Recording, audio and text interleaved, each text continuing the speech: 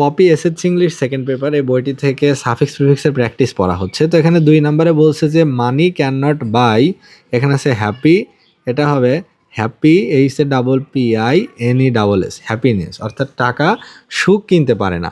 Money is a must for our life, টাকা হচ্ছে আমাদের জীবনের জন্য অবশ্যই প্রয়োজন, but it is not necessary to bring happiness, কিন্তু সুখ আনার জন্য টাকা যে একটা অবশ্যই বিষয় সেটা কিন্তু না। হ্যাপিনেস ইজ, এখানে আছে অ্যাবসলিউট, এটা হবে অ্যাবসলিউটলি। এখানে আছে সাইকোলজি, এটা ওয়াই উঠে গিয়ে বসবে psychology, I C L, psychological thing, অর্থাৎ সুখ হচ্ছে একটা মানসিক বিষয়, এটা টাকা দিয়ে কেনা যায় না, এটা হলো মানসিক একটা সন্তুষ্টি, মানসিক একটা অনুভূতি। It is the name of a, এখানে আছে ফিল, এটা হবে ফিলিং, এটা হচ্ছে একটা অনুভূতির নাম।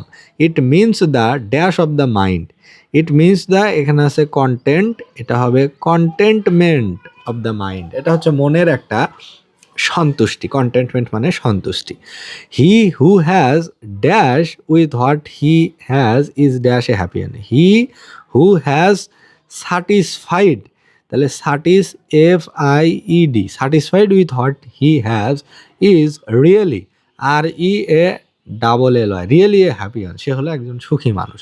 অ্যাবাভ অল, সর্বোপরি, we should keep in mind that, আমাদের মনে রাখতে হবে যে ওয়ার্ল্ড আছে এখানে, এটা হবে ওয়ার্ল্ডলি, এলয় লাগাতে হবে, worldly happiness is not all, যে পার্থিব সুখী সব কিছু নয়।